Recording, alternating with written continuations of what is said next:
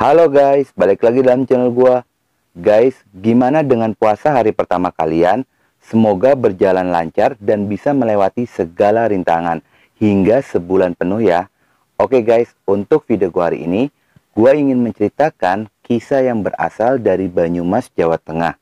Kisah ini menceritakan tentang harta, di mana demi bisa mendapatkan harta, 4 nyawa pun harus ditumbalkan.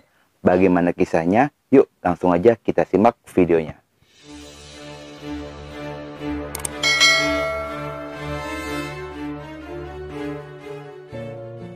Desa Pasinggangan, Kabupaten Banyumas, Jawa Tengah. Tinggal seorang nenek bernama Misem, seorang wanita tua berusia 76 tahun yang memiliki 5 orang anak, yaitu Supratno, Samina, Sugiono, Edi Pranoto, dan Heri Setiawan. Ibu Misem tinggal bersama dengan 3 orang anaknya, yaitu Supratno, Sugiono, dan Heri Setiawan, dan seorang cucu bernama Vivin Dwi Loviana, seorang mahasiswi IAIN Purwokerto berusia 27 tahun, yang merupakan anak dari Supratno. Sedangkan Samina, anak kedua Bu Misem, tinggal di rumah sebelahnya bersama dengan 3 orang anaknya. Sementara untuk Edi Pranoto, dia tinggal bersama dengan istri dan mertuanya di Desa Kaliori, Kecamatan Kalibagor, Kabupaten Banyumas. Meskipun sudah tidak tinggal lagi bersama dengan orang tuanya, Edi pun masih suka berkunjung setiap hari libur untuk memberikan uang dan makanan untuk keluarganya. Hubungan mereka dahulu sangatlah hangat dan saling perhatian satu sama lainnya. Namun, keharmonisan itu pun berakhir di tahun 2012. Keluarga Ibu Misem menjadi terpecah belah karena anak-anaknya selalu mempermasalahkan harta warisan orang tuanya. Hampir setiap hari, Samina bercekcok dengan Supratno, Sugiono, dan juga Heri Setiawan.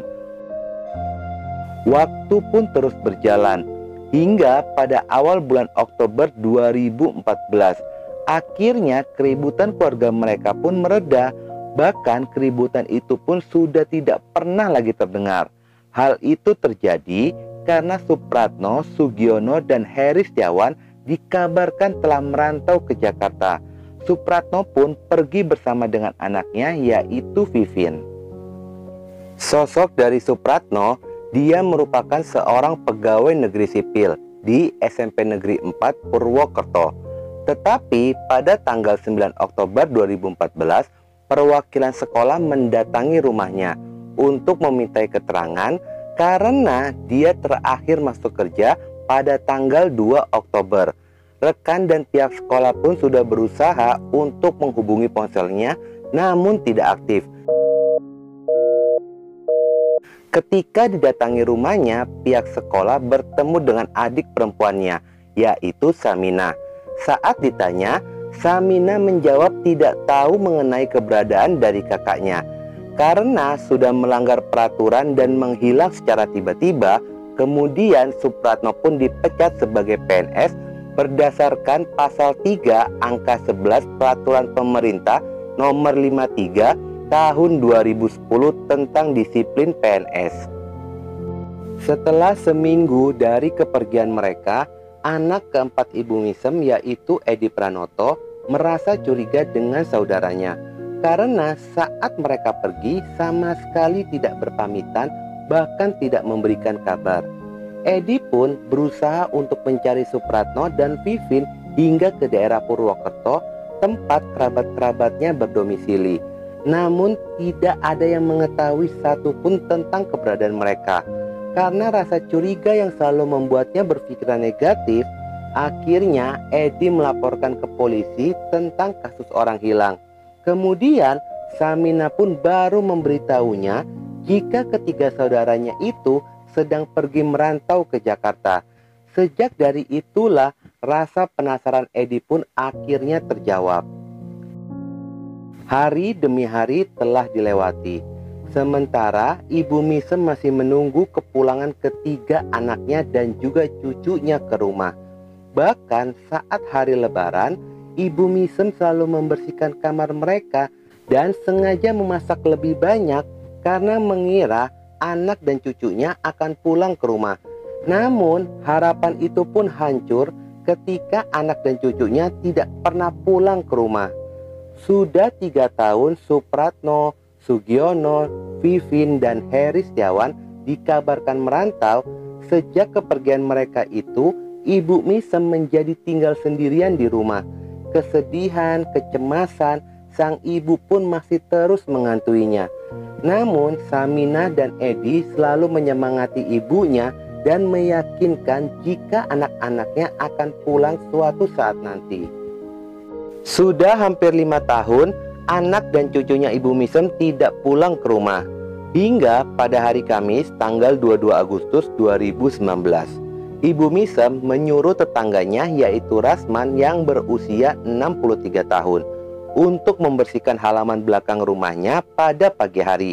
Setelah membersihkan kayu-kayu di sana, dia pun melanjutkan untuk membersihkan rumput sekitaran pada jam 11 siang.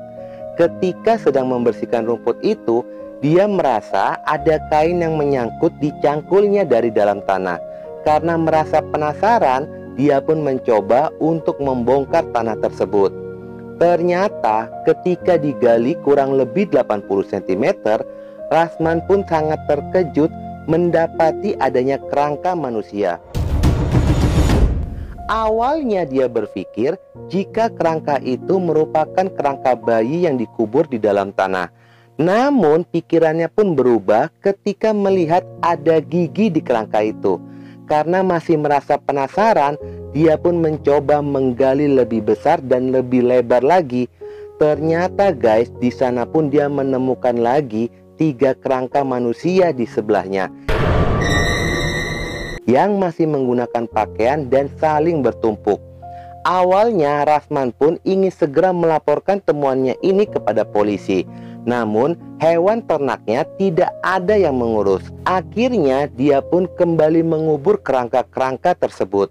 Kemudian pada hari Sabtu tanggal 24 Agustus 2019, Rasman pun menceritakan temuannya itu kepada tetangganya.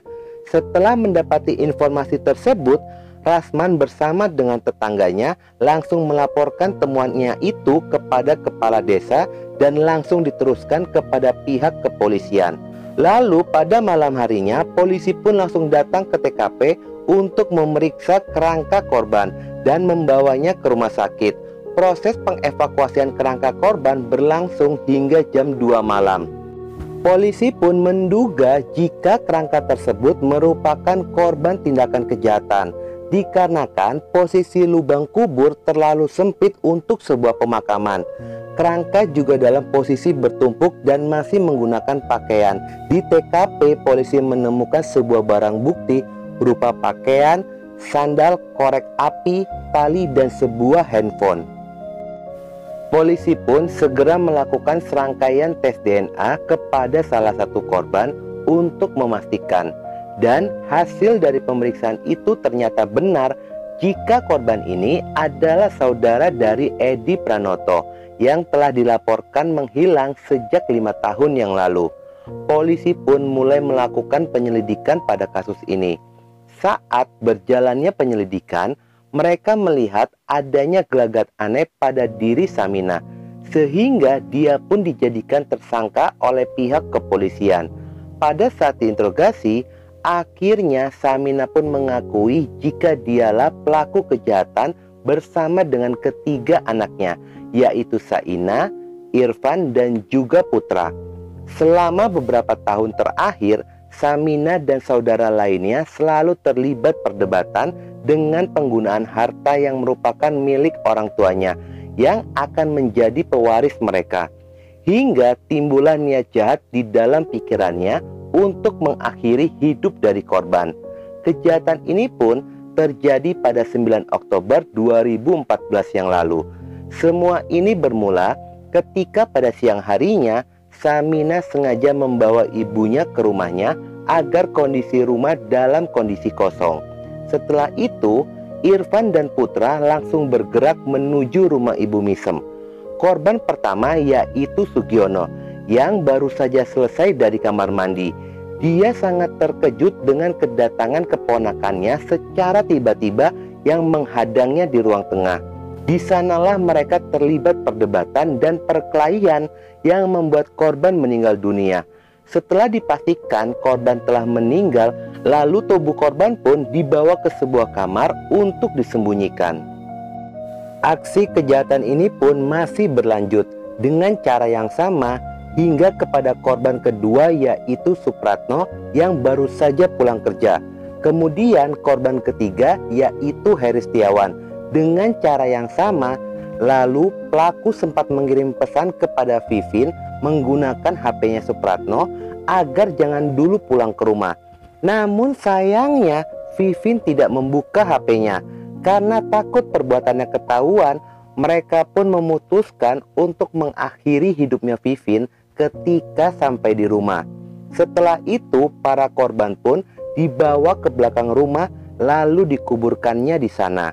Selesai dari kejadian ini, para pelaku kembali melakukan aktivitas seperti biasa dan membuat berita jika korban telah pergi merantau agar kasusnya tidak terungkap. Dan peran Sania lah dalam kasus kejahatan ini adalah menjual barang-barang pribadi milik korban. Pada hari Rabu tanggal 6 Mei 2020, persidangan tentang kasus ini pun digelar di Pengadilan Negeri Banyumas, Jawa Tengah. Ketika sidang akan dimulai, Saminah dan ketiga anaknya meminta izin kepada hakim untuk sungkem dan bersalaman dengan Ibu Misem. Namun, sang ibu masih merasa sakit hati dan sudah tidak menganggap mereka sebagai anak dan cucunya lagi. Mereka pun akhirnya terjerat pasal tentang pembunuhan berencana. Saminah, Irfan, dan Putra divonis seumur hidup. Sedangkan terdakwa Sania Raulitas didakwa dengan pasal 363 ayat 1 dengan ancaman hukuman penjara selama 1 tahun. Dikarenakan Sania tidak tahu mengenai pembunuhan itu dan hanya disuruh menjual barang milik korban. Guys, mengerikan banget pada kasus ini. Harta warisan terkadang tidak melihat itu saudara kandung atau orang lain. Demi bisa menguasai harta, segala cara dilakukan. Gua yakin banget hati nenek Misem hancur mendapati kenyataan akibat harta anak-anaknya sampai hati menghilangkan nyawa saudaranya. Inilah fungsi untuk selalu membersihkan hati dari sifat iri, dengki, dan dendam yang pada ujungnya akan merugikan diri sendiri. Oke guys, sekian dulu video gua hari ini dan jangan lupa ikuti terus video gua. Oke?